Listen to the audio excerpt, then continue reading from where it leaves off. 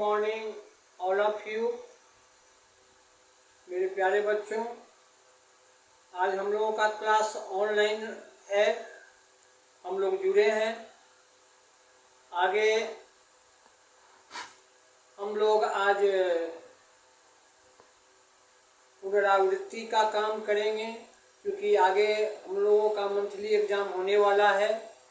उसके परिप्रेक्ष्य में हम लोग रिवीजन वर्क कुछ करते हैं। आज ध्यान से आप लोग देखेंगे, ये आपका अभी का काम है और ये फिर आपको ऐसे करके लाना है।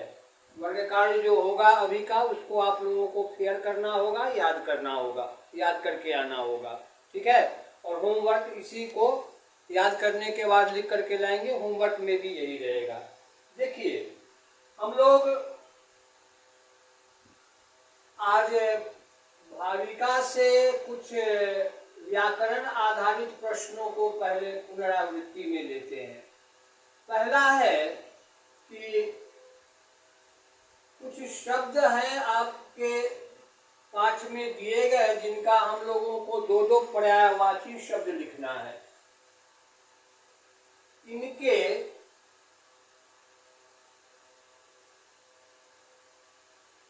दो दो पर्यायवाची लिखें।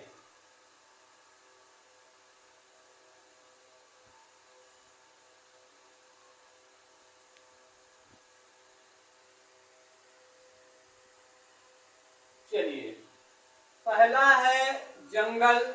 ये हाथी जंगल में रहता है, हम लोगों ने वो लिया था। पहला है जंगल।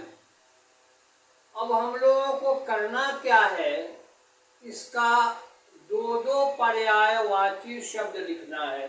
जंगल को हम लोग वन भी कहते हैं, तो पहला हम लोगों ने ले लिया क्या, वन।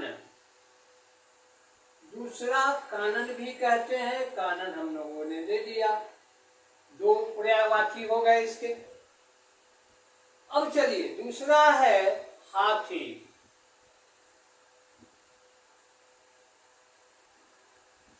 हाथी पर आधारित हम लोगों का एक पाठ भी है। इसको गज भी कहते हैं और कुंजर भी कहते हैं।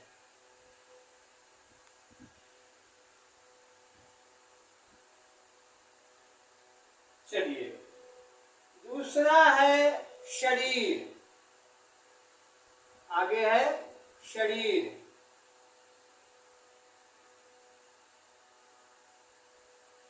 इसको हम लोग क्या कहते हैं, काया भी कहते हैं और बदन भी कहते हैं, ठीक।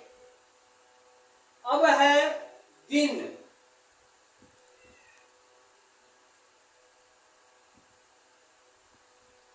दिन को वार भी कहा जाता है और दिवस भी कहा जाता है।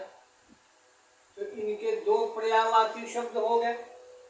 अब है पानी।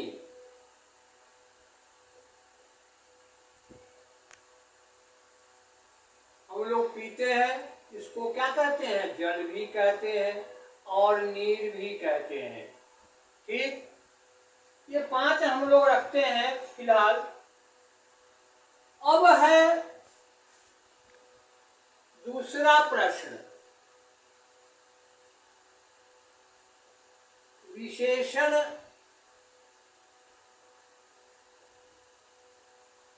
एवं विशेष्य को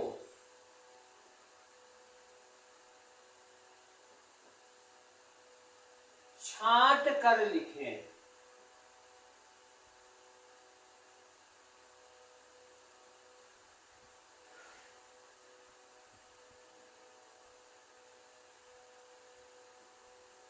अब एक जगह जैसे देखो, पहला हम इसको क में नंबरिंग करते हैं।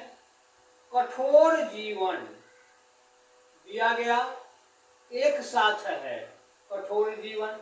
अब हमको आपको पहचानना है कि इसमें विशेषण कौन है और विशेष्य कौन है। तो इसके लिए हम लोग जो बनाएंगे, पहला खंड विशेषण का बना लेते हैं और इसका दूसरा खंड विशेष्य का बना लेते हैं। अब देखो, ये पहला है कठोर जीवन। इसमें जीवन की खासियत, विशेषता, खूबी, खामी, यही सब बताने वाले जो शब्द होते हैं विशेषण होते हैं। जीवन के बारे में क्या बताया जा रहा है? कठोर। तो ये कठोर हो गया विशेषण और जीवन हो गया विशेष, क्योंकि इस विशेषण शब्द से इसी की विशेषता बतलाई जा रही है। उसके बाद है समझदार पशु।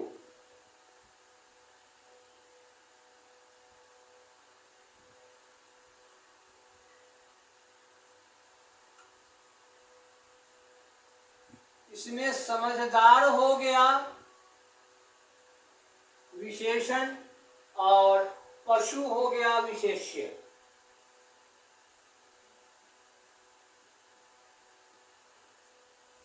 उसके बाद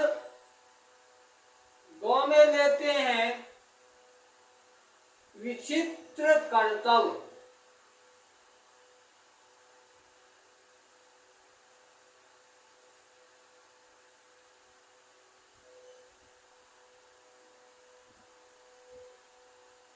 इसमें विचित्र हो गया विशेषण और कर्तव्य हो गया विशेष्य।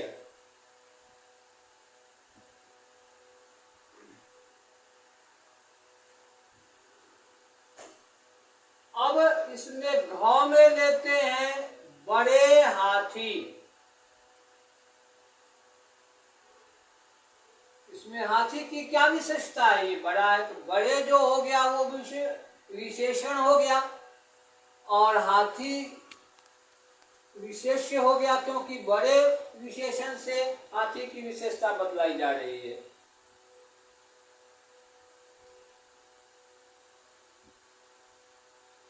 अब है एक और ले लो इसी चैप्टर से, नौसिखिया बच्चा।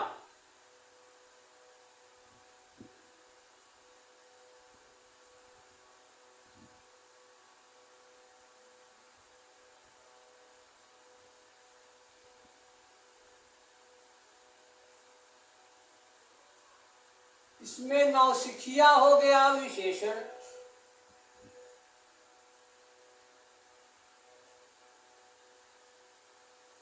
और बच्चा हो गया विशेष्य। इतना हम लोग लिए। अब है कि पढ़ाया गया था आपको, व्याकरण से भी कुछ रख लेते हैं।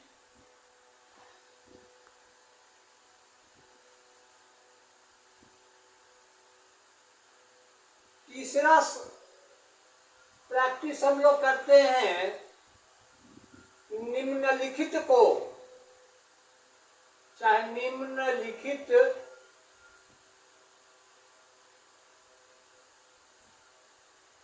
के योग से मतलब जोड़ करके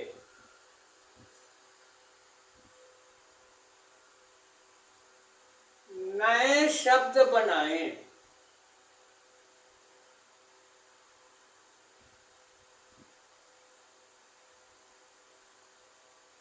चलिए, जैसे पहला है समझ जोरदार। क्या बनेगा? इससे नया शब्द जोड़ेंगे तो समझदार।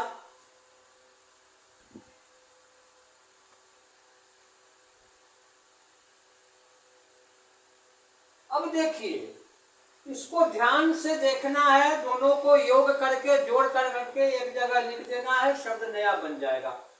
जैसे अभी ध्यान शब्द हमने दिया, उसको भी लेते हैं ध्यान से के लिए पूर्वक जोड़ते हैं इसमें, तो क्या बन जाएगा नया शब्द? देखिए, ध्यान पूर्वक।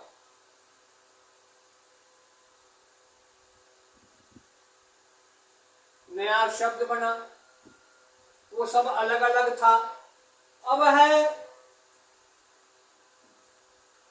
फिर दार में से लेते हैं फल जोरदार, क्या हो जाता है? फलदार।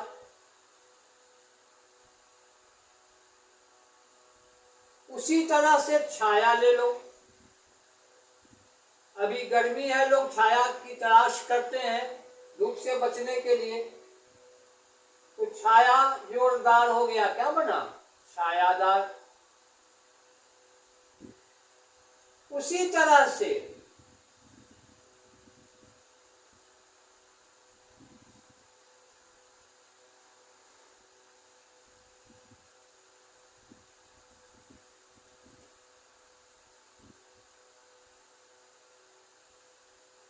परिश्रम, इसमें पूर्वक लगा लिए तो क्या हो गया? परिश्रम पूर्वक।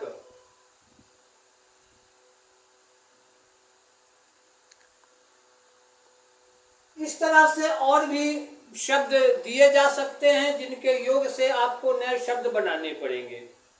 ये हमको आपको सीखना चाहिए। इस तरह से हमारा आपका शब्द भंडार जो है विस्तृत होते चलेगा, बृहत होते चलेगा, उसका बढ़ेगा भंडारा। अब है चौथा प्रश्न, हम लोग लेते हैं भाई विलोम या विपरीतार्थक शब्द बीच में हम लोग पढ़े थे।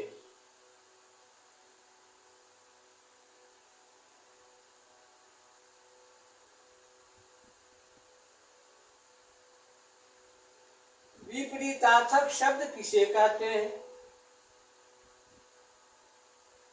एक बार इसकी पुनरावृत्ति हम लोग करते हैं।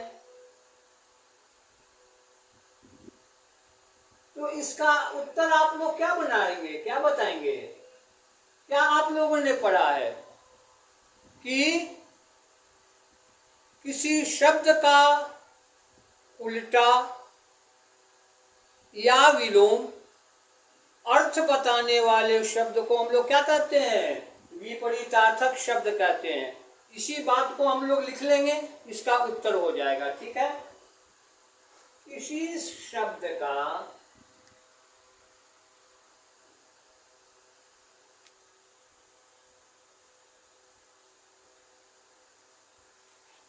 उल्टा, बोलते हैं उल्टा लेकिन लिखते हैं पूरा ल। आधा ल वो प्रोनाउंसिएशन में होता है लिखा, लेकिन लिखाता है ये पूरा ल। उल्टा अर्थ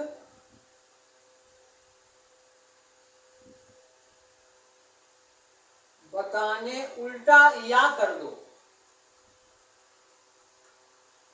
या विलोम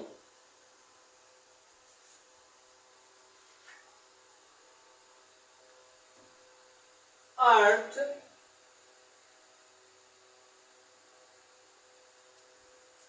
बताने वाले शब्द को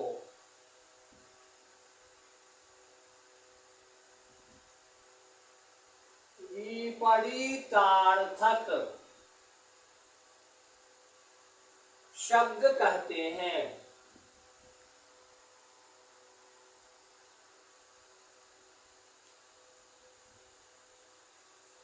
एक आध एग्जाम्पल दे दीजिए, जैसे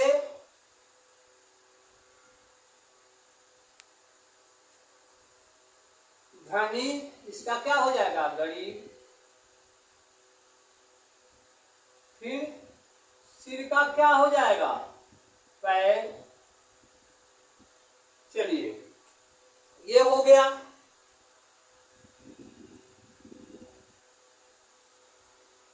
अब एक सवाल हम पूछते हैं, व्यंजन के कितने वर्ग होते हैं?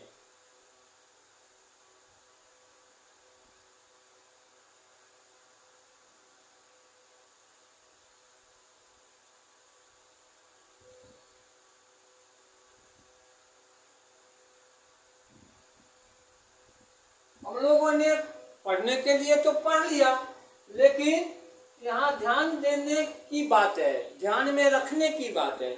बातें हमारे आपके ध्यान में है कि नहीं, मन मस्तिष्क में है कि नहीं, कंठाग्र है कि नहीं, समझ में है कि नहीं, ये सारी बातों की जांच हम लोग उसमें से कुछ एक प्रश्न करके करते हैं, चाहे उसका फिर से पढ़ करके देख करके करते हैं। तो आप देखें जितने भी व्यंजन वर्ग हैं उसमें से कुछ एक वर्णों को वर्ग में रखा गया है। तो 5 वर्ग हैं, जैसे कवर्ग हो गए, चवर्ग हो गए, टवर्ग हो गए, तवर्ग हो गए, पवर्ग हो गए। तो यही 5 वर्ग है। यहाँ सिर्फ ये लिखना है व्यंजन के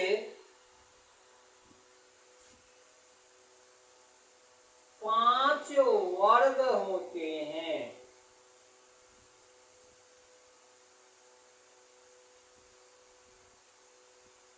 चलिए, और भी सवाल बन सकता है। अब देखिए, अब एक इसमें से छठा सवाल बनाते हैं कि कवर्ग का उच्चारण स्थान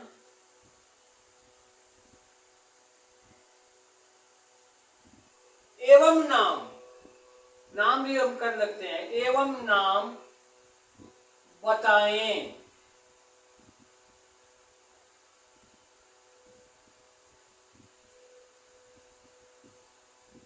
तो इसका उत्तर इस तरह से दे सकते हैं, स्थान हो गया कंठ, और नाम हो गया कंठ्य वर्ण। क्योंकि इनको कंठ से बोला जाता है इसलिए इनका नाम हो गया कंठ वर्ण। आज इतना ही रखते हैं, आगे फिर हम लोग अगले क्लास में पुनरावृत्ति करेंगे। आज के लिए इतना ही।